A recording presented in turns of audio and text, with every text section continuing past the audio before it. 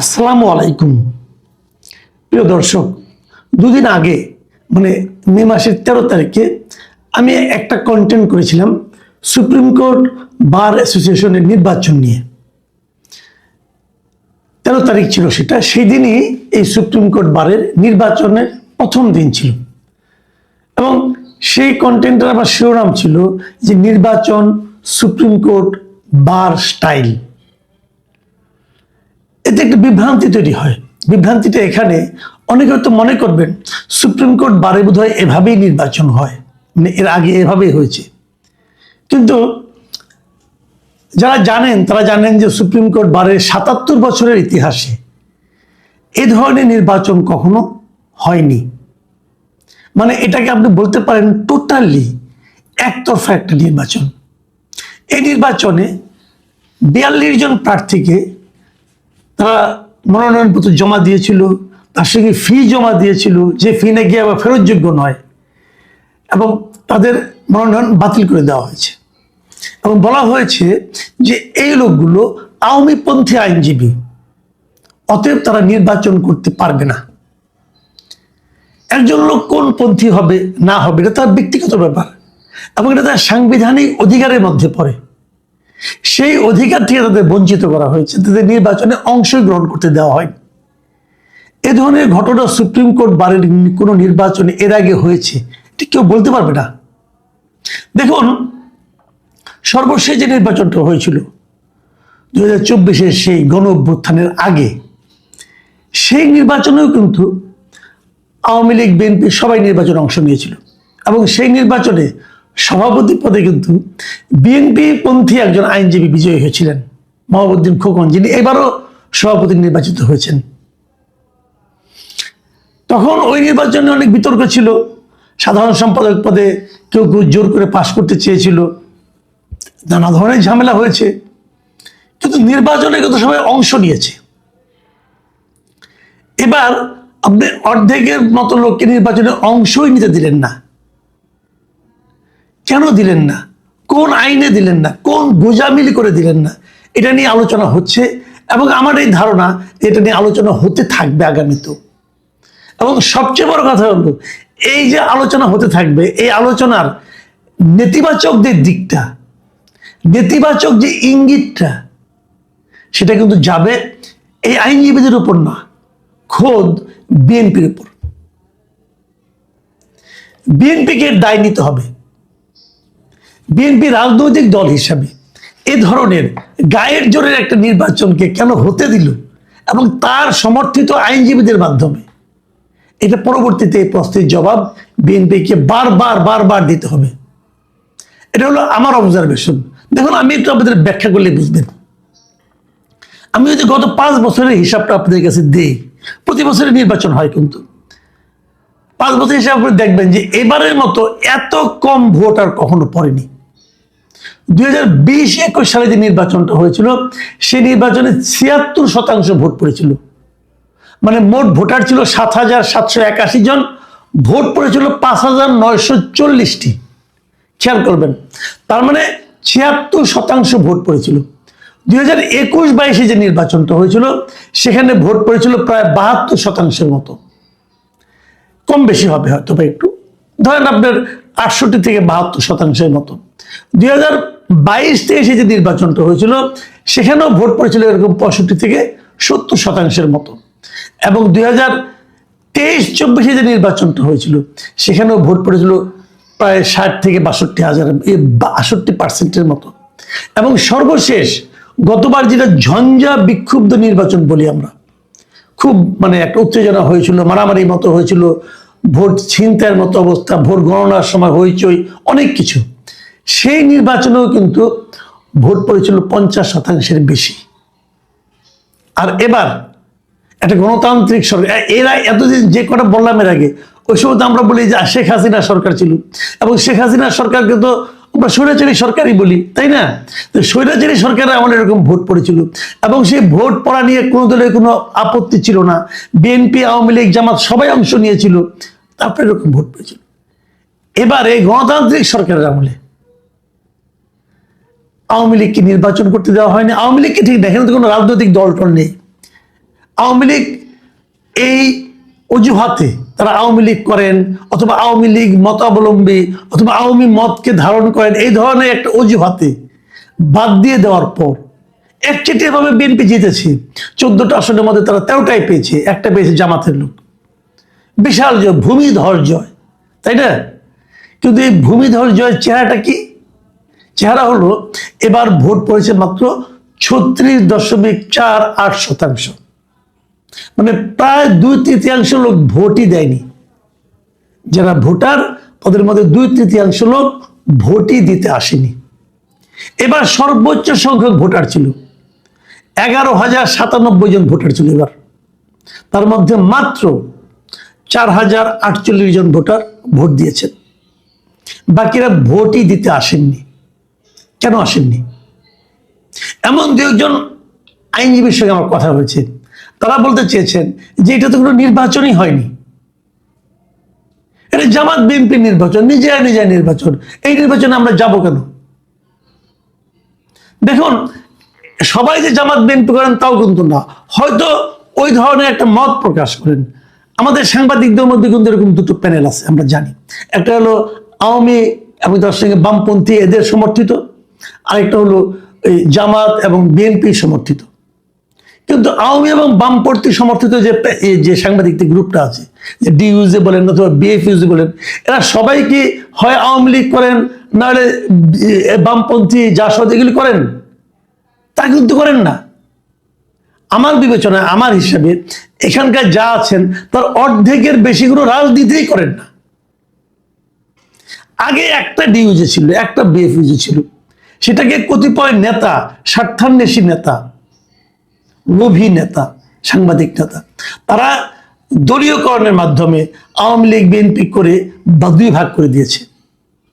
এখন যারা নাকি রাজনীতিই করেন না, তারা এটা ফেরাবেন কি করে? তারা তো ফেরানোর কোনো হাতে, তারা তো অত ক্ষমতাবান না। নেতারা ভাগ করেছেন তাদের সুবিধার জন্য। যেমন আওয়ামী লীগ, আওয়ামী পন্থী নেতা যিনি, উনি যে বলেছেন এই সমস্ত সাংবাদিক আমার কাছে, কাজেই প্রাইম মিনিস্টার বলেছে আপনি আমাকে হাত রাখলে সবাইকে হাত রাখতে পারবেন।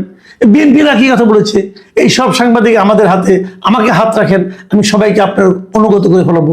কিন্তু বাস্তবতা কি তাই? তাই না। বললাম তো 60%-এর বেশি সাংবাদিক কোনো দল করেন না। ঠিক একই রকম এই আইনজীবীদের মধ্যে সবাই কিরকম? সবাই এরকম না। যারা প্রার্থী হয়েছেন, নেতা হয়েছেন, তারাও তো একরকম। কিন্তু অনেক আইনজীবী আছেন যারা কোনো দল করেন না, যারা আইনজীবী পেশায়। এখন আইনজীবী বার কাউন্সিল যখন নির্বাচনটা হয়, এটা কি দলীয় নির্বাচন? না। তাহলে দলীয় তকমা দিয়ে, দলীয় ট্যাগ লাগিয়ে আপনি একটা বড় একটা অংশকে আপনি নির্বাচনের বাইরে রাখলেন। রাখার পর কি হলো? ম্যাক্সিমাম ভোটার ভোটই দিতে এলো না। কারণ যখন আপনার 36% ভোট হয়, তার মানে কি? তার মানে 63% লোক কিন্তু ভোট দিতে আসেনি। মানে দিতে না আসার সংখ্যাটা যত লোক দিতে এসেছে তার চেয়ে বেশি। তাহলে এটা আপনারা কেন করলেন?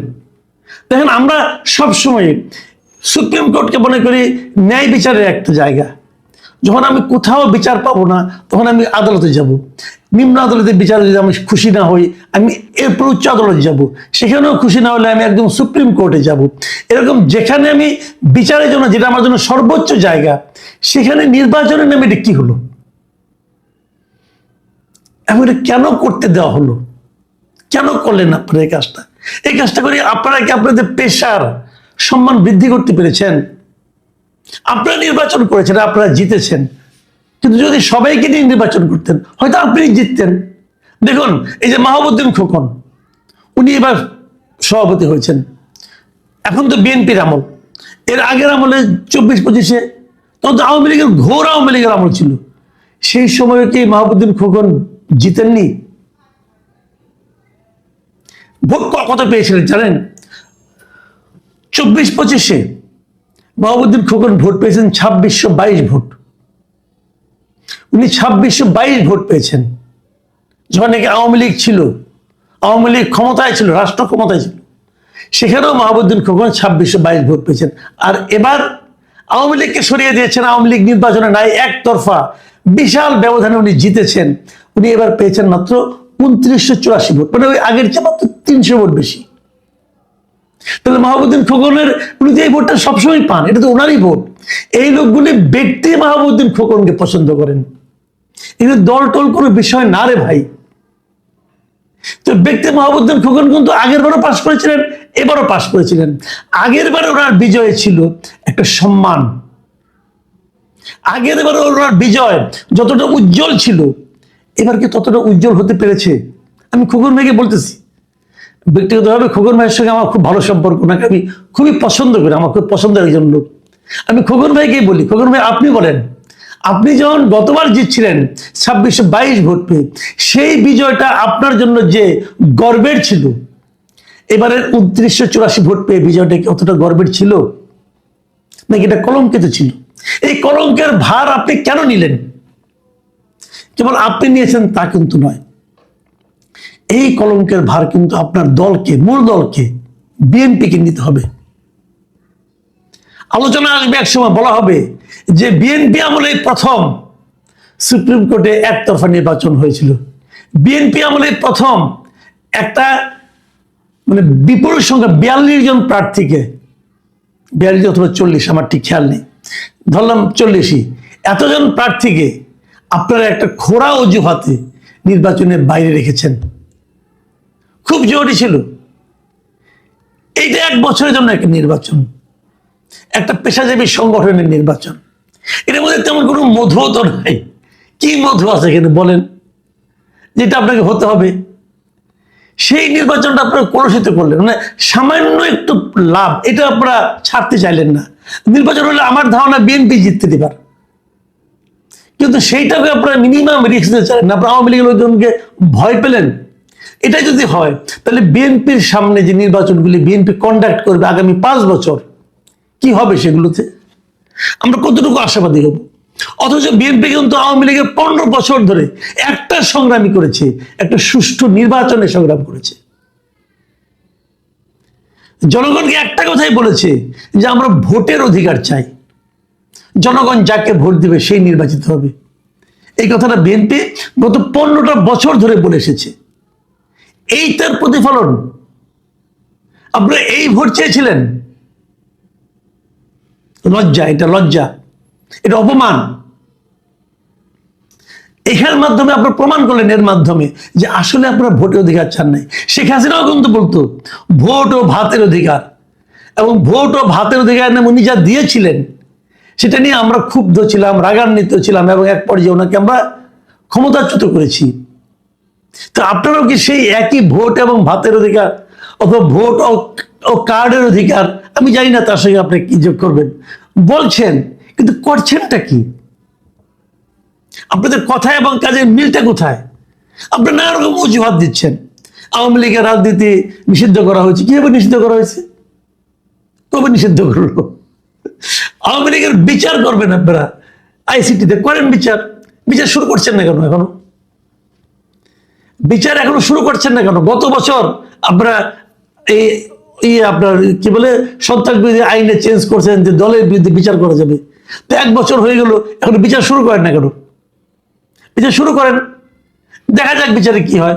এবং বিচার শেষ হওয়ার আগেই আপনি একটা প্রজ্ঞাপন জারি করে আওয়ামী লীগের রাজনীতি বন্ধ করেছিলেন, যে সুপ্রিম কোর্ট বারে একজন নির্বাচন করবে। এটা কি আওয়ামী লীগের রাজনীতি? এটা রাজনীতি কোথায়? এটা কি আওয়ামী লীগের স্লোগান হচ্ছে? আওয়ামী লীগের মতাদর্শের আলোচনা হচ্ছে? এখানে আওয়ামী লীগ কোথায়? তারা কি বলেছে আমি আওয়ামী লীগ করি? একজন লোক যদি বলে যে আমি কোনো রাজনৈতিক দল করি না, তাকে আপনি কিভাবে অন্য একটা দলের সঙ্গে ট্যাগ লাগাবেন? কোন আইনে লাগাবেন? কিভাবে লাগাবেন? এটা কি হয়? আমি জানি না এসব প্রশ্ন উত্তর বিএনপি কিংবা বিএনপি মনোভাবাপন্ন এই যে বিজয়ী আইনজীবীরা দেবেন কিনা। তবে আমরা জনগণ এই সমস্ত প্রশ্নের জবাবের জন্য অপেক্ষা করব।